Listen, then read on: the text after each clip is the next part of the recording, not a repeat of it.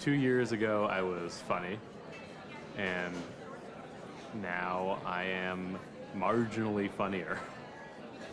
Right before I walk on stage, I think, what have I gotten myself into? How am I in this situation? I try to think about like the sun exploding, because I'm like, well, this doesn't really matter.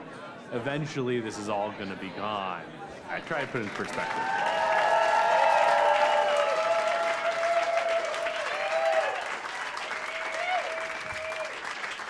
Oh, thank you so much. Thank you. I want to start by saying that if you can't handle me at my worst, you don't deserve me at my best. Okay? That's not a thing I believe in. That's just a quote I've seen a lot of people share on social media. And I don't know why.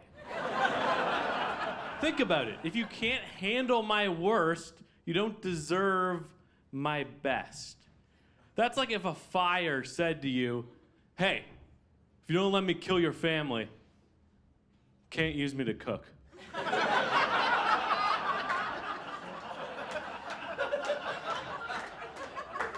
When I see someone share that, I'm like, I don't think I could handle you at your best.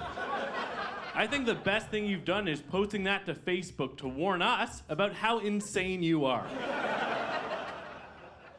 I think about things like this because I'm a big overthinker. I overthink a lot of things. Are there any other overthinkers here tonight? That's good.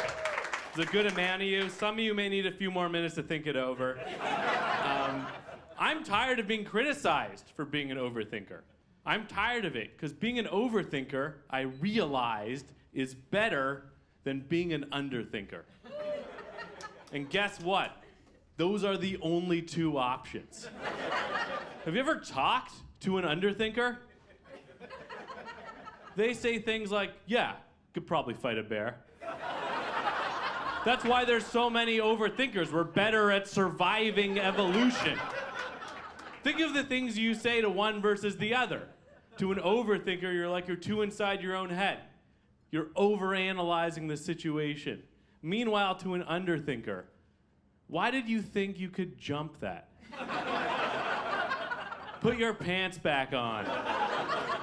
Why would you talk back to the police? When I'm near the police, that's when my overthinking goes into overdrive. Like my brain will remind me not to do things I would never do. Every time I'm standing near a cop, a voice in my head just goes, don't touch their gun, don't touch their gun, don't touch their gun, don't touch their gun. Then I just stare at their gun the whole time. Then I'm like, oh no, I'm in too deep. Why is my hand here?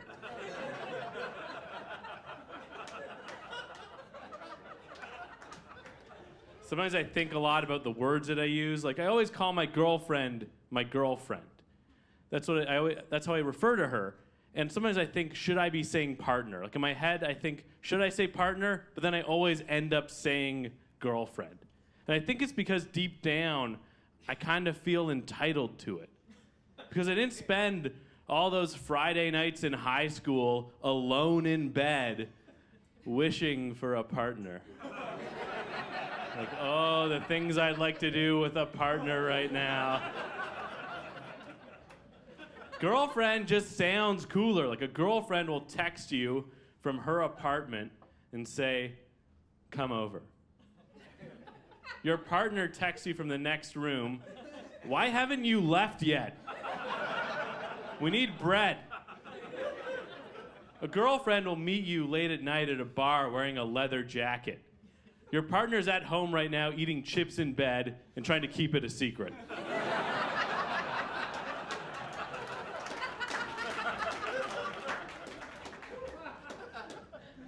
My girlfriend asks me a lot of questions. Sometimes she asks me about things that I think are very obvious. We were at a restaurant, and she said, do you think that the server can tell from watching us that we're in, like, a serious relationship? So then I replied, well, we walked in holding hands, and since then we've been sitting in silence for 30 minutes, so yeah. I think he knows that this is our anniversary. Then at the end of the meal, that server just brought us separate bills, unprompted. And that's a crazy power that servers have, where they can be like, I've been watching you all night. You should not be together.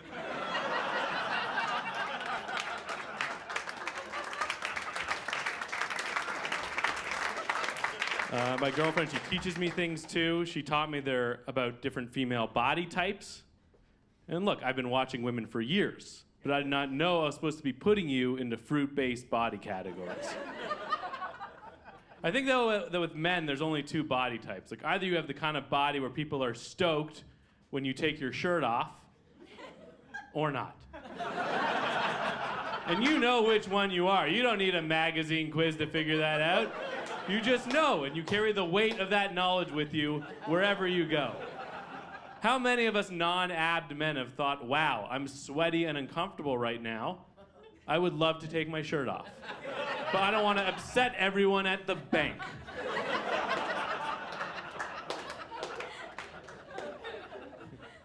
I am Jewish, and my girlfriend is not, which is legal. And I don't like stereotypes about Jewish people. There's a stereotype that we complain too much, and I don't know how we're supposed to respond to that without making it true.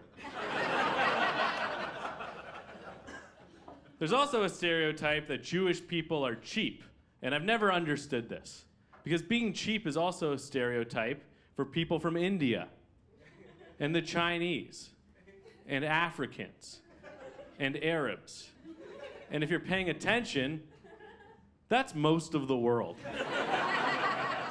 So what is it? Is most of the world cheap, or are white Christians bad with money?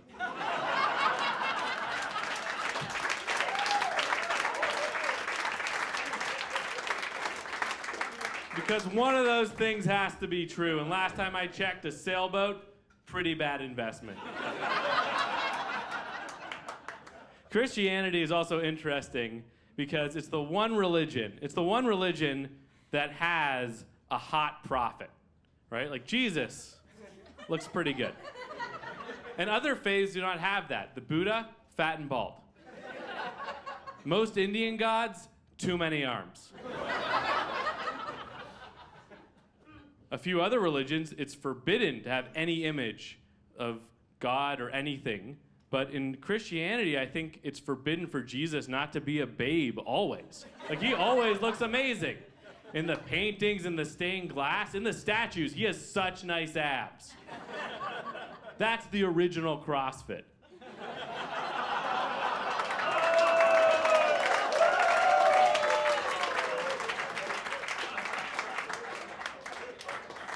And apparently, that's kind of an offensive thing to say. And I think it's because people these days take CrossFit very seriously. Like, there is probably someone in here who's like, hey, that offends me. Because what Jesus went through, what he suffered, is not nearly as hard as what we do at CrossFit. Guys, thank you so much. You've been such a great audience. Enjoy the rest of the show. Thanks again.